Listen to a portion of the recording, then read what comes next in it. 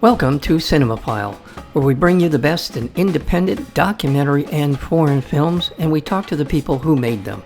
I'm your host, Mike Caspar, and you can find out more about the program by going to cinemaphilepod.com.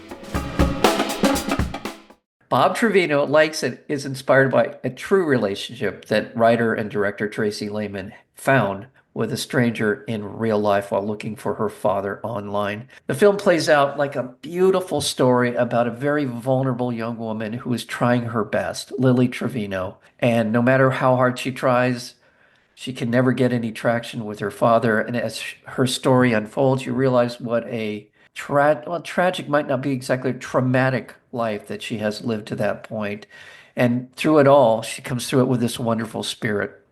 And that shines through in every frame of this film. It's called Bob Trevino Likes It. We're here today with the director and the writer, Tracie Laymon. Tracie, welcome to Film School Radio. Thank you so much, Mike. What a great intro. Thank you. You're very welcome. I think I gave away the lead here, and that is that this is some version of what happened to you in real life.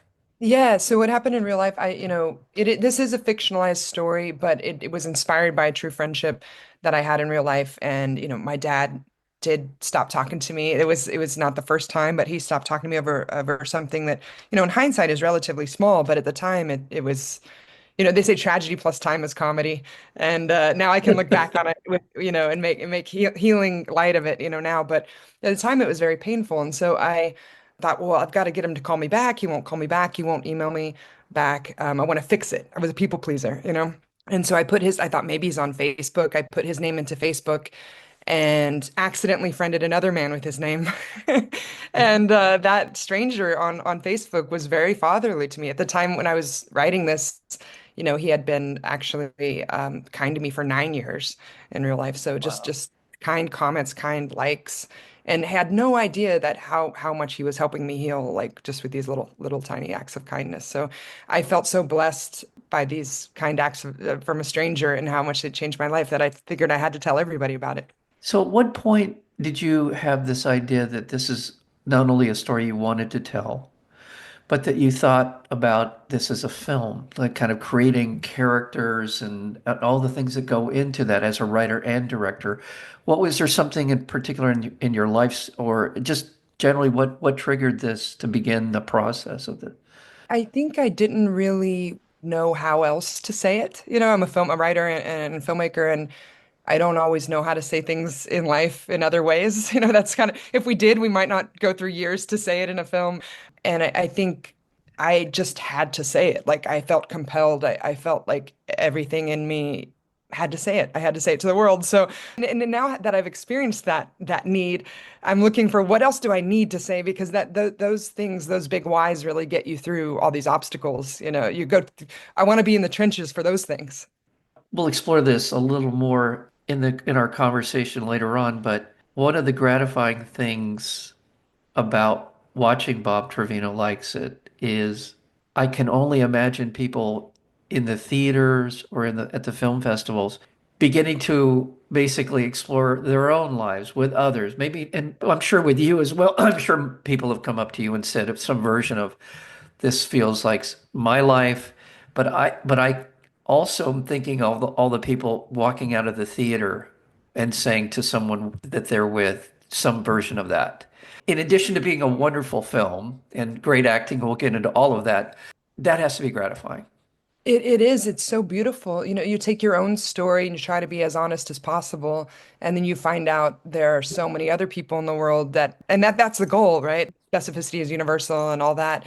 And I just got to live it. I'm continually getting to live it after these screenings with people coming up and sharing their stories, and not only, the people that had something similar happen, but also people who knew someone in their life that had something similar happen, and now they better understand what that person has. And so it's generating empathy in all kinds of ways, which is really beautiful, and crossing cultures, which is just Right. really incredible.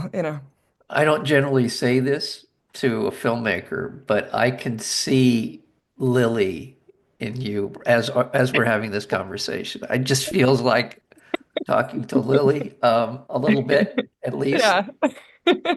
So let's talk Thank about you. which I really truly think one of the great strengths of the film is the acting. And I was not familiar with Barbie Ferreira, John Leguizamo, French Stewart, and Lauren Lolo Spencer, who I loved in Give Me Liberty. What she was terrific Gosh, in that film. So glad to amazing. see her again. And then Rachel Bay Jones, who plays John Leguizamo's wife in this. But tell me a little bit about getting this wonderful cast because they really, really deliver on I think the film. Oh, I'm just the luckiest director in the world, you know. And a lot of people say you do so much work before we go out to cast is because I'm not just I don't like these lists, you know. There are all these lists and that when they're cat people are casting, I'm like, there's no list for my roles. There aren't, you know, the ones I write. I'm just there's one specific person. That's how I feel, you know, when you write something that's like one human being that can do that. And I knew that it was Barbie Ferrer. I knew it. And I kept saying, Barbie, Barbie, Barbie. And people were like, we get it. You want Barbie. We get it. You know? And I got who I wanted, which is very rare, I think, you know. But I had been watching her on Euphoria and I'd seen her vulnerability, just absolute vulnerability. And I personally just wanted to see more of her. I just thought, don't cut away. Like I want a whole show about her. Let's just follow her. And then I saw her childlike awe and her humor and her wit and unpregnant. And I thought, okay, you put all these together, put this kind heart and this vulnerability and this wit. And because Lily is not a doormat, she's a survivor. Yes. And Barbie is just an incredible human being in every aspect, as an artist and a human being. So I tell people I wasn't casting actors in a way, I was casting hearts. That's Right. what I felt like. And so I was looking for the right hearts to play these roles. And you know, John Leguizamo has one of the best hearts of anybody I've ever met in my life as well. Yeah. So that was obvious, you know, and I love casting against type. You know, often it's like, I want to see more of this side of this person. I see it and I want to see more of it. And what can I do as a filmmaker to help the world see that? Because we'll all be better for seeing it, you know? Yeah. And with Lauren Lolo Spencer, for example, I'd seen her in Give Me Liberty and I hadn't seen her again, you know, because I know a lot of people watch Sex Lives of College Girls and she's got a lot of fans from that, but I hadn't seen her in another movie. And you know, I was a wheelchair user in high school, and I wrote this role, and it was really, and I was also a part-time aide, like Lily in the story. So I wanted authenticity, and there's only one Lolo. You know, there's no backup for Lauren Lolo Spencer. She is just incredible. So, and then just to say a couple more things, French Stewart came to my writing group. I'm friends with his wife, and she said French is going to sit in tonight. And I, at the top of my head, I was like, what do I have for French? This is amazing, but what do I have for French Stewart? And then, you know, he read and we were all blown away and then I couldn't unsee it. That was it. So I was like, well, give me a year, I'll come back and we're doing this. So, and then Rachel Bay Jones came through the casting director, but I was a huge fan of her every step of the way, but I didn't even realize it was all the same person. I'd seen her in so many things and just fall in love with her. And then now I met with her from the minute I met with her. I was like, this is it. She gets it. Yeah. She's, you know, It's a smaller role, but she's terrific in yeah, the scenes that we see her in. absolutely. And in regarding Fred Stewart, that's a tricky role that he's playing. I mean, he has to be just that right amount of vinegar in, or that's not a good word. He has to be the right amount of a-hole. I don't know. Yeah. I don't know what the word is. I'm struggling. I'll figure that out. But you know, to be able to believe that what Lily's been through. I mean, he's. I don't even know if he's oblivious to the kind of damage he's causing. That's sort of, I think, his way of justifying it is he doesn't realize it. But it's a tricky role, and I thought he did very well to be that guy. French and I would often, you know, repeat our kind of mantra that every villain is the hero of their own story, you know, kind of thing. And you know, you hear that a lot, but it really is true. And we also tried not to use judgmental language when working together. You know, I was always on his character's side. So I didn't want to judge him. I didn't want to, you know, it's easy to say, and some people say, I can't believe someone would be that bad. And I'm like, people definitely behave that way. That I'm not making this up, you know. Yeah, And but you know, hurt people is another thing we that, kept thinking on yeah, set. I And think that's yes. we kept trying to say, okay, this movie is about learning about boundaries and learning to let go of the people that continually hurt you to make room for the people that want to love you, that are right there, you know.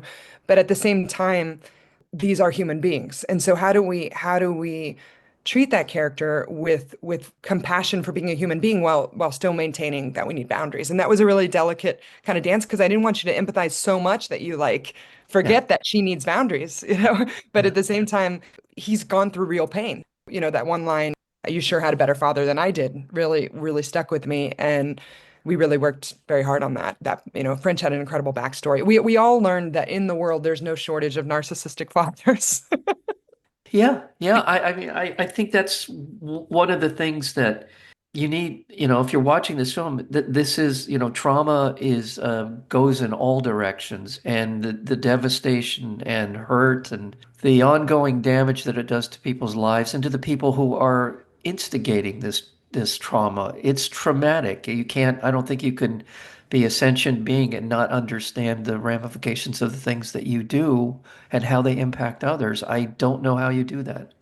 Yeah, something beautiful has been happening, I think, because of this nuance that French Stewart put into the role that, we wanted and he delivered completely, Yeah, where men are coming up to me, especially this one man I remember, I won't say his name, but he came up to me after a festival and he couldn't look me in the eye and his eyes were wet and he had been crying and he was probably like 60 or so and he couldn't look at me. He said, "I want to thank you for these male characters." And then he went to walk away. I said, "Come back here. You waited all this time. Come talk to me." He came back and he said, "I can relate to the good Bob and the bad Bob, and I don't know which one I am."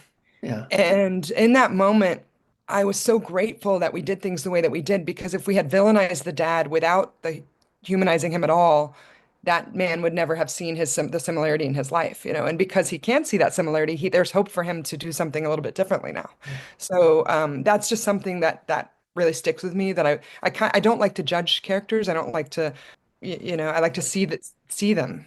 I think you identified that is the message of the film is that I can do better. Yeah, I can be a better person, and yeah, that requires some understanding of the world that you live in and the people that you impact in ways that you know or don't quite understand how you're affecting them. And moving forward, we can all do better. I just want to let our listeners know that the film Bob Trevino Likes It comes out on March 21st. It's being released through Roadside Attractions, a wonderful distributor. Congratulations on landing with them. Thank And you. We're so happy, and they're yeah, just wonderful people as well, which is, extra special. But March 21st in New York and LA, and then we expand March 28th and hopefully April 4th. So all, LA and New York, please go March 21st so that we can keep going. okay. Well, yes, yes. Well, I just also want to remind our listeners we're speaking with the writer and director Tracie Laymon, and based on the awards that it's won at film festivals and the reaction, I'm sure as you've been getting from screenings every time that it's gone up on screen somewhere, you should feel good about the film moving forward. It'll find an audience. I am certain it will find an audience. I do want to talk more about John Leguizamo just for a Yes, second because please, always. I think and I'm going to say something that I've said many, many times before, that some of the best dramatic actors in the world started out as stand-up comedians. I mean, just, Tom Hanks, there's, Michael Keaton, there's so many. I won't try and run down the whole list here, but and I do think that some of it has to do with stand-ups have to be able to read the room Yeah, really quickly and understand if this is working or not working. And it may not always translate onto a film set, but I feel like it does. I see too many performances by too many former stand-ups who yeah. do really well at this. Absolutely. And in this movie, the drama and the comedy really go together, I think. The just I some people have called it tragic comedy, but that sounds like a downer to me. I think it's because I like to celebrate the beginning of our healing. That's Yeah, what I like to do, and I think that there's humor in our sorrow sometimes. Sometimes something is so absurdly bad that all I can do is laugh at it, but I'm not making fun of it. It's part of the grieving process, to find joy in the little things and see the light in the darkness and all that. And I think a lot of comedians, the reason my thought is that they're comedians because they want to change the world, because they see something wrong and they see the darkness and yeah, this is their tool to show yeah. the light. So I think this movie is kind of perfect for John, in my mind. Like, I mean, of course, he's the best Bob Trevino in the whole world, the only Bob Trevino. But he gets it. He got it. He got it from day one. He got the humanity. He definitely got the drama. And then when we did our first table reading, I think he was pleasantly surprised at the comedy as well, because when we got it on its feet, it was like, wow, this is fun. This is alive. We're doing this. Yeah. And he strikes that balance. There's a couple of key scenes where he's interacting with Lily and she's upset and he's trying to kind of pull her back from the cliff. And I just thought those scenes he just did really, really well in terms of just being present and all. It just felt like a really solid performance from beginning to end with him. Yeah, it's interesting because as I've gotten to know him as a person, he really is that character. He really is this incredible human being with grace and compassion. He's obviously a passionate, person and an artist, but he also just is one of the most understanding people that I would have ever. And he said there was one interview where he said a lot of movies he's becoming something, as a character, and in this movie he was kind of becoming himself. Like Oh, he got to really show. I feel like we haven't gotten to see enough of this side of him. A little bit in The Power, which he's incredible in The Power, or When They See Us as Raymond Santana Sr. He's like beyond incredible as a dad in those stories. But just getting to see more of this side is really, I think, refreshing for a lot of people. again, Bob Trevino likes it. Mike Casper likes it too. So I want everybody to know that it's a really, really uplifting, fun, compassionate, beautifully done film. Like I said, acting all the way around. Everybody's great. Barbie's great. Everybody is wonderful in the film. I look forward to more. I'm sure you're working on something else. I can't imagine you're not. I feel like you're the kind of person, just had our short amount of time together, that you are going to continue to pursue your passions. And I look forward to those. Thank you so much. Thank you for the incredible interview. Thank you. Thank you. You're We've gonna been make me talking with cry. I don't want to we've cry in been a talking podcast. with writer director Tracie Laymon. Bob Trevino likes it. Thank you. Thank you. You have been listening to Cinemaphile with Mike Caspar, the place where you will hear from the best in independent documentary and foreign filmmakers. Please check out our previous interviews as well as upcoming interviews and special programming by going to cinemaphilepod.com. We are also available on Apple Podcasts, Spotify, and YouTube, searchable under Cinemaphile with Mike Caspar. Until next time, thank you for listening.